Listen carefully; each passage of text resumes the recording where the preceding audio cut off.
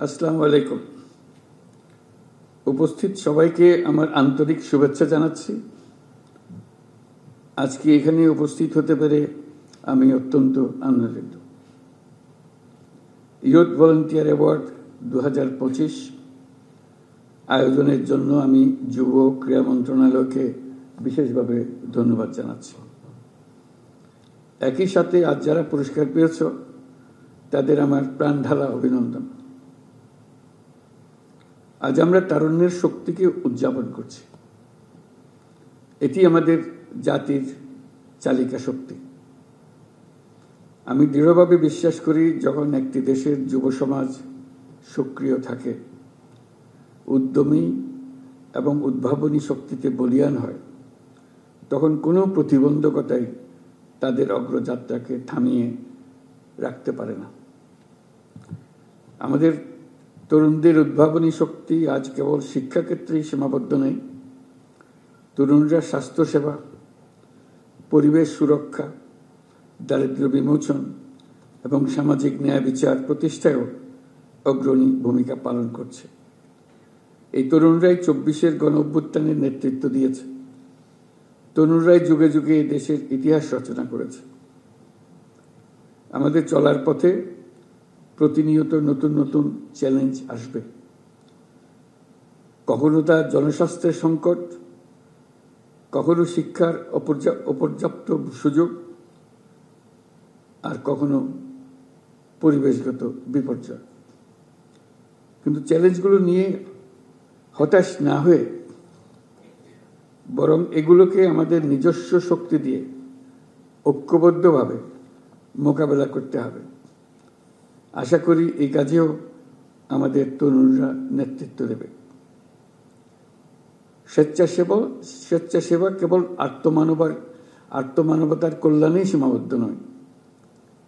এটি আত্ম উন্নয়ন, চরিত্র গঠন এবং নেতৃত্বের গুণাবলী বিকাশের এক আদর্শ মাধ্যম। আমরা চাই আমাদের তরুণরা কেবল স্বেচ্ছাসেবক হিসেবেই থেমে থাকবে না, সমাজের নীতি নির্ধারক, উদ্ভাবক এবং পরিবর্তনের স্থপতি হিসেবে নিজেদের তুলে ধরবে। এটি তখনই সম্ভব হবে যখন তারা আত্মবিশ্বাসের সাথে নিজেদের গড়ে তুলতে পারবে, প্রয়োজনীয় দক্ষতা অর্জন করবে, নেতৃত্বের গুণাবলী বিকাশে মনোযোগী হবে। আজকের এই পুরস্কার কেবল একটি স্বীকৃতি নয়, এটি তোমাদের জন্য একটা উদাত্ত আহ্বান। তোমরা আরো সাহসী হও, আরো নেতৃত্ব দাও এবং সমাজের কল্যাণে নতুন ধারণা ও উদ্ভাবন নিয়ে কাজ করো। সমাজের প্রতিটি ক্ষেত্রে তোমাদের সক্রিয় অংশগ্রহণ অনেক ইতিবাচক পরিবর্তন আনতে পারে। স্বাস্থ্য খাতে তোমাদের একটি ক্ষুদ্র উদ্যোগ হাজারো শিশুকে রোগমুক্ত রাখতে পারে। শিক্ষাক্ষেত্রে তোমাদের সামান্য প্রচেষ্টা দেশের শিক্ষার মানকে বহুদূর এগিয়ে নিয়ে যেতে পারে। পরিবেশ রক্ষায় তোমাদের সম্মিলিত প্রয়াস আমাদের ভবিষ্যৎ প্রজন্মের জন্য একটি নিরাপদ ও সবুজ পৃথিবী নিশ্চিত করতে পারে। মনে রাখবে, তোমাদের প্রতিটি ছোট ছোট প্রচেষ্টাই দেশের জন্য মস্ত বড় অর্জনের পথ তৈরি করবে। আমি জানি, স্বেচ্ছাসেবা বা যে কোনো মহৎ উদ্যোগের পথ মসৃণ নয়।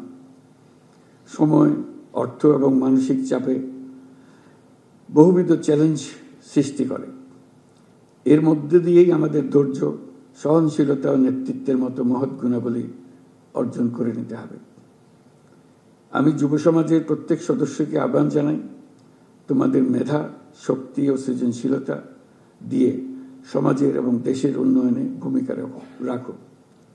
তোমাদের সাফল্য কেবল ব্যক্তিগত অর্জনে সীমাবদ্ধ না রেখে অন্যদের জন্য অনুকরণীয় দৃষ্টান্ত করো। আমি বিশ্বাস করি, তরুণরা সক্রিয় থাকলে দেশের কোনো সমস্যায় আর অমীমাংসিত থাকতে পারে না। আমরা তোমাদের নতুন নীতি, যুগান্তকারী ধারণা এবং সামাজিক পরিবর্তনের অগ্রদূত হিসেবে দেখতে চাই। তোমাদের সম্মিলিত প্রয়াসেই বাংলাদেশ একটি উন্নত, মানবিক এবং উদ্ভাবনী রাষ্ট্র হিসেবে বিশ্বে মাথা উঁচু করে দাঁড়াতে পারবে। তোমাদেরকে আবারও অভিনন্দন জানাচ্ছি আমার পক্ষ থেকে এবং রাষ্ট্রের পক্ষ থেকে, দেশের সকলের পক্ষ থেকে। মহান আল্লাহ আমাদের সহায় হন। আল্লাহ হাফিজ।